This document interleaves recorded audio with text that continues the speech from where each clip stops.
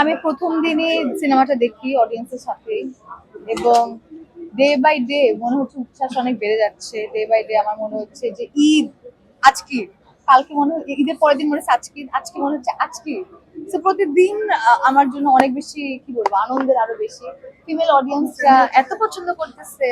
তারপর হচ্ছে যে এই যে আপনি যেটা বললেন, আমার হাউসফুল দেখলে তো এটা আমি বলছি প্রত্যেকটা অ্যাক্টরের জন্য ব্লেসিং। হাউসফুল এবং অডিয়েন্স যখন হাসে বা ইমোশনাল হয়ে যায় বা ইন্টেন্স হয়ে সামনে ঝুঁকে বসে, ওর যখন অডিয়েন্সের শীষ দেয়, এর থেকে ব্লেসিং বা আমার কাছে মনে হয় আর কিছু হতে পারে না। এটাই কাজ করে আমার মনে হয় আনন্দ বা সার্থকতা, যখন অডিয়েন্স বা আশেপাশের মানুষরা ওইটাকে নিয়ে অ্যাপ্রিসিয়েট করে, জড়াই ধরে, এসে আদর করে যে ইউ ডিড ইট, তুমি ভালো করছো, বাহ, দারুণ, তোমাকে পুরো চরিত্রটার মতো লাগছে। এই কমপ্লিমেন্ট গুলো আসলে আমার কাছে অস্কার পাওয়ার মতো। পাখি নিয়ে এই সমাজে আসলে পাখি, রেশমা আমরা আশেপাশেই দেখতে পাই, কিন্তু তাদের আর্তনাদ বা তাদের জীবনের ঘটে যাওয়া অনেক কিছুই আমরা হয়তো কাছ থেকে দেখি না। তো অনেক কিছু তো আমরা সিনেমায় প্রকাশ করতে পারি না, যতটুকু করা যায় আর কি। তো ওইটাই চেষ্টা করেছি, যখন অডিয়েন্সরা বা মানুষ দেখে বলে যে আমি আমার জীবনের মিল খুঁজে পাই, যখন আমার রিজভির সাথে ইমোশন যেটা সিনেমাতে ছিল, অডিয়েন্স এসে বলে রিজভিকে যে ভাই আপনার আপনার সাথে আমার জীবনের ঘটনা মিলে যাচ্ছে, আমি আপনাকে অনেক রিলেট করতে পারছি, বা রেশমাকে পাখিকে রিলেট, তখন মনে হয় যে অ্যাজ অ্যান অ্যাক্টর এটাই আনন্দ। আর ভালো লাগছে যে চরিত্রটা মনে হচ্ছে হতে পেরেছি বা জাস্টিস করতে পেরেছি আমার ক্যারেক্টারের সাথে। কারণ হাওয়ার তো একটা বড় প্রেশার এমনিতেই আপনারা দিয়ে রেখেছেন আমার কাঁধে, যে হাওয়ার পরে কোথায় কি কাজ আসছে দেখা যাচ্ছে না কেন। তো আমি আশা করছি আমার সামনে প্রেশার কুকারের মতন আরো ভালো ভালো কাজ, সামনে রোদ আসবে, আন্ধার আসবে, আরো অনেকগুলো কাজ আসবে। তো আমি এক্সাইটেড যে আপনারা কিভাবে আমাকে দেখেন আর আপনাদের কেমন লাগে আমার চরিত্র। এই তো আনন্দ, ভালোভাবে দিন কাটছে আর কি। এখন পাখি চরিত্রের জন্য it's a very challenging character for me, কারণ হচ্ছে এখানে দুটো ডাইমেনশন এবং দুটো লেয়ার আছে। এত সহজ ছিল না মানে চরিত্রটা আমার, যখন আমি এটার জন্য প্রিপারেশন নিচ্ছিলাম। কারণ একটা কম সময় 2 মাসের মতন আমরা টাইম পেয়েছি প্রিপারেট হওয়ার জন্য। তো ওই সময় থেকে আমি যেহেতু অনেক ফার্স্ট স্টেজ থেকে ক্যারেক্টারের সাথে ছিলাম, আর একদম স্ক্রিপ্ট প্রোডাকশন একদম শুরুর দিন থেকে। অলসো ও তো সারাদিনে 10-12টা 15-20টা ক্লায়েন্ট ডিল করে এভরিডে। সো এটার একটা সারাদিন করতে করতে ওটা বডিতে ইউজ টু হওয়ার বিষয় ছিল। সো এটাতে অনেক টায়ারিং কাজ মাসাজ দেওয়া। সো এবং মাসাজ যারা স্পা সেন্টার মানে যারা প্রফেশনালি স্পা গার্ল, তারা তারা কিন্তু সবসময় ক্লায়েন্টের সাথে একটা সুন্দর মানে তাদের কাছে গেলেই আমরা অনেক রিল্যাক্সড ফিল করি, আরাম। সো ওই সাইকোলজি প্লাস হচ্ছে শুধু তো স্পা নিয়ে কাজ না, এটার বাইরেও তো রেশমার একটা জীবন বা ওয়ার্ল্ড আছে, ওটার মধ্যে অনেক ধরনের সাপ্রেশন, অনেক ধরনের প্রেশার। ওর জীবনটা একটা প্রেশার কুকার, মানে যেখানে শ্বাস নেওয়া যায় না, যেখানে কোনো জীবনে কোনো আনন্দ নাই, ওর ফ্যামিলির মধ্যে ডিজাস্টার, এই সমস্ত কিছু ওকে।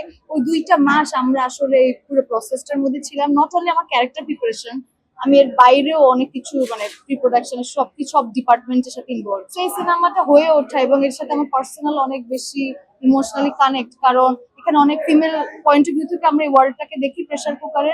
অলসো এখানে ফিমেলরা ডমিনেট করে। তো এটা আমার জন্য অনেক অ্যাজ এন অ্যাক্টর অনেক সেন্সিটিভ জায়গা, কারণ আমি চাচ্ছিলাম যে এরকম একটা কাজ হোক যেটা আসলে আমি দেখতে চাই যে অডিয়েন্স কিভাবে নেয়, এবং এর সাথে যদি ব্যবসায়িকভাবে একটা সফলতা আসে, এটা আমাদের কাছে একটা অন্যরকম শক্তি দিবে পরবর্তী কাজে। এবং এরপরে আরেকটা আরো রেগুলার এরকম কাজ হবে যেখানে আমরা ফিমেলদের অনেক গল্প থাকবে, কথা বলার জায়গা থাকবে, সেটা হয়তো আমার কোনো ফিমেল কলিগরাই করবে, এবং এটা আমার জন্য তখন আনন্দের হবে যে ইয়েস, আমরা আমাদের স্টোরি এখন আমরা নিয়ে কাজ করতে পারছি। তো প্রেশার কুকার নিয়ে কথা বলতে গেলে আসলে অনেক কথা, এটা আমার জন্য পার্সোনাল অনেক ইমোশনাল জায়গা। আমি রাফিকে থ্যাংক ইউ বলবো যে আমাকে এই সম্পূর্ণ স্বাধীনতাটা দেওয়ার, এবং আমার টিমকে, আমাদের প্রত্যেকটা অ্যাক্টরকে এরকম এক্সপ্লোর করার জায়গা দিয়েছে। এটাই আমার কাছে এখন পুরোটাই একটা কি বলবো ঘোর লাগছে। অনেকদিন পর আপনাদের সামনে আবার কাজ আশা করি ভালো লাগবে। এই জার্নি আরো খুবই ভালো লেগেছে। নট অনলি বুবলি, আমাদের এখানে যতগুলো ফিমেল, আমি মাহার কথা স্পেশালি বলবো, আমার যে ফ্রেন্ড ক্যারেক্টার করেছে সামিয়া চরিত্র, প্লাস হচ্ছে আমাদের মারিয়া শান্ত, স্নিগ্ধা, প্রত্যেকে, ওদের তো 2জন নতুন, ওদের ডেবিউ হলো। ওরা অনেক ডেডিকেটেড ছিল, খুবই হার্ড ওয়ার্কিং, এবং খুবই, কারণ ওদের প্রসেসটা ডিফারেন্ট আর আমাদের প্রসেসটা ডিফারেন্ট ছিল। এবং বুবলির সাথে আমি সেটে এর আগে দেখা হয়েছে, সেটে যখন আমি ওকে দেখলাম, শি ইজ ভেরি নাইস। ও খুবই গুছানো, ওর কাজটা ও যখন যায় স্ক্রিনে প্রত্যেকে অবাক হয়ে যায়, এত ভালো পারফর্মার ও।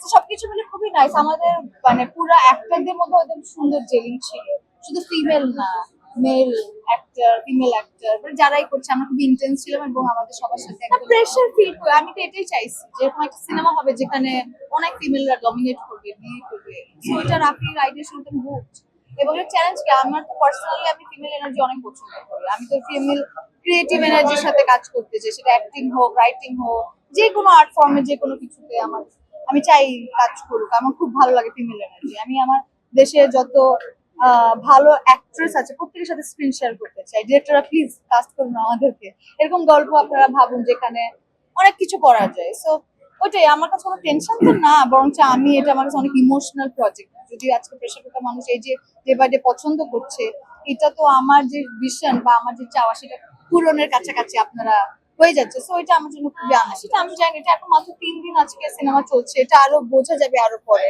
সো বাট এখন পর্যন্ত সোফার গুড রেসপন্স আমরা পাচ্ছি সব জায়গা থেকে।